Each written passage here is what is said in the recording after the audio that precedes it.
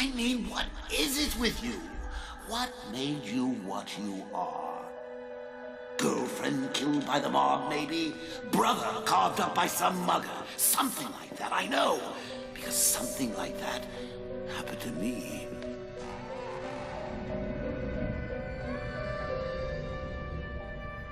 Sometimes I remember it one way, sometimes another. If I'm going to have a past, I prefer it to be multiple choice.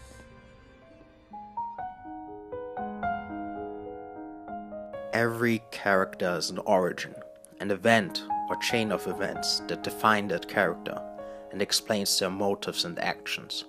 There's always a cause and effect. Bruce Wayne sees his parents killed by a criminal and declares war against crime. Uncle Ben is shot because Peter Parker didn't take on the responsibility for his powers, leading to him dedicating his life to treating his powers with a great sense of responsibility. But the Joker is different. He's one of the few characters where a definitive origin seems wrong, and is something fans are openly against, even with DC Rebirth planning to reveal the origin of the Joker, and Warner Brothers working on an origin movie. So I want to look at the advantages of a mysterious origin versus a definitive origin.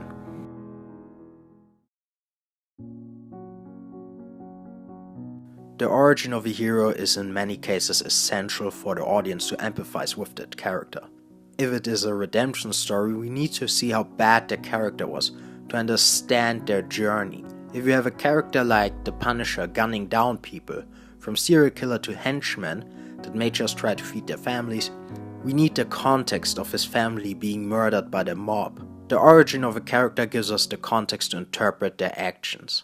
For example, taking the life of another human is put into different categories depending on the context. Superman killing Zod to protect the family and stop him from causing further damage after Zod announced he would never stop is completely different from Deadshot being paid to assassinate someone. The action in itself is always wrong, but the context in which the action is taken can nullify the moral error of the action. Superman has committed a moral error in killing Zod, but saving the lives of the innocent in danger is righteous enough to counterbalance the error or even outweigh it. That's the idea behind the scale of justice. Giving the actions of the Joker context can act as a way to push his actions into more of a grey area, where it gets harder to judge him. It doesn't take away the moral error of his actions, but it humanizes them in a way where you can think, if I went through that, I could be that guy. Or I understand why he's doing it, even if you absolutely disagree with it. It gives an extra layer of conflict into the battle, and makes the reader identify with both the hero and the villain, because we all have a hero and a villain within us. After all, something that makes a great villain is their own belief in them being the victim and hero of their own story. Lex Luthor in Batman v Superman sees himself as a hero exposing Superman to be a false god, as well as a victim who isn't appreciated enough for his intellect. The idea of a villain that's just pure evil isn't as engaging as the villain that has a spark of humanity with which we can identify. But can we live without them? Memories are what our reason is based on. If we deny them, we deny reason itself. Although, what's wrong with that, really? It's not like we're contractually tied down to rationality. There is no sanity clause. So when you find yourself locked onto an unpleasant train of thought, headed for places in your past where the screaming is unavoidable, remember this: there's always madness. We know the Joker was in the Red Hood gang and fell into a vat of chemicals, but who he was before, or why he was there in that outfit, is left to our imagination and that of the Joker, which was a genius move and was ingrained into the character by Alan Moore and reinforced by Scott Snyder's Zero Year. The genius in leaving the origin of the Joker a mystery lies within the greatest and deepest fear inside of humanity, the fear of the unknown. H.P. Lovecraft knew how to use that primal fear. We don't fear the enemy we know and understand, but the one we can't understand. That's one of the core concepts in cosmic horror, which explores the insignificance of humanity in the bigger picture. But to me, it's not just the fact that humanity isn't the center of the universe, but that we could be destroyed by forces that are completely beyond our understanding. That we could be wiped out by some being for a reason we can't even comprehend. In most fantasy and science fiction stories, the unknown is just a mask covering the familiar, which we have to discover. The enemy follows motivations like greed, love, and hate, all things we can understand, and is most of the time a mirror image of the hero. But in cosmic horror, there is nothing for us to discover, which we can understand. The best we can do is guess, but no matter how rational our guess is, we will never know. The Joker is a force of nature that comes out of chaos, out of the unknown, seemingly summoned by the order Batman tries to create. You could say to the reader the Joker is what Batman is to criminals. A costumed figure that has no point of origin, but just came into existence with a singular mission, where the question is even asked, is this figure human or something more? The mystery that gives Batman his strength against crime is also used by the Joker against him. Their psychological warfare is based on the fear of the unknown. This is best demonstrated in Scott Snyder's run. In Death of the Family, the Joker's threat comes from him potentially knowing what Batman's secret identity is, and through that the identity of the entire extended family. Batman, the powerful symbol, has been reduced to the vulnerable human Bruce Wayne and his family.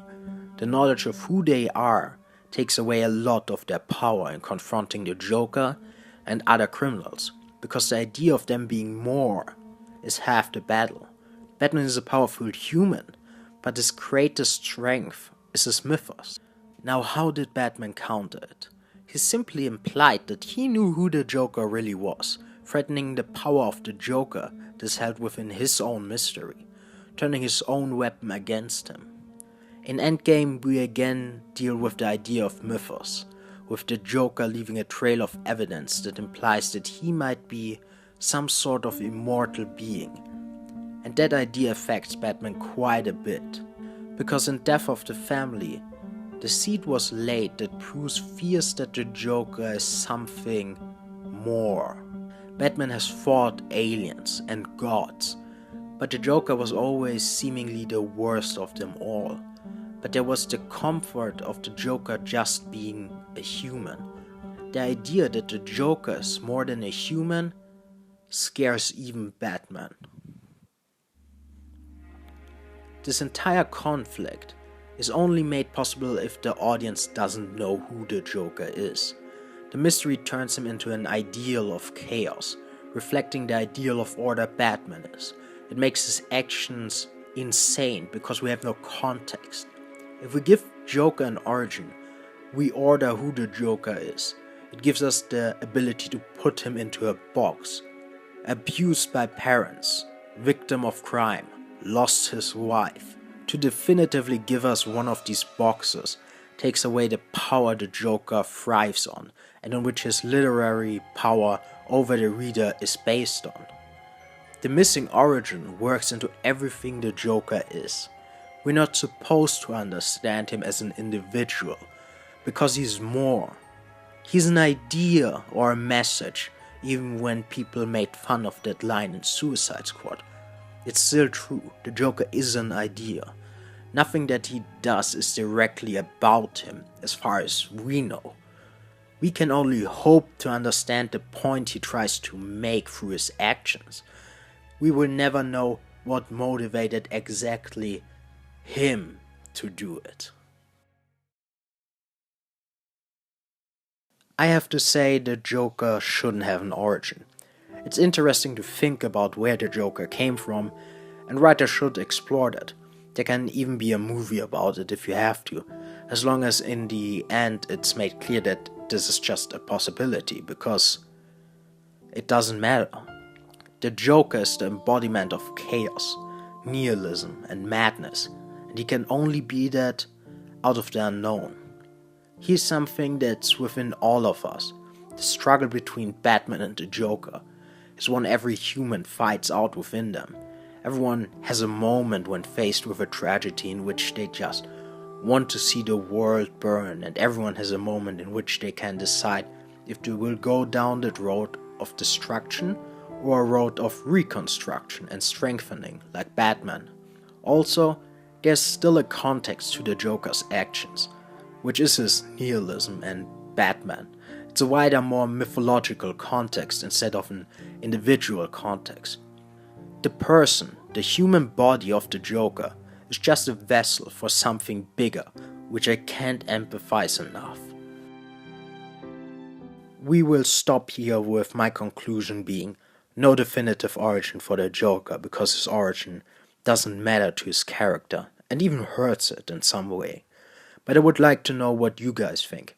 I tried to make both arguments as strong as I could, but it's clear on which side I land. If you have a strong argument for either side, especially for the pro-origin side, leave it in the comments. If we get some good ones, I will feature them in a type of response video and further discuss them, if you want. Anyways, until next time. Bye.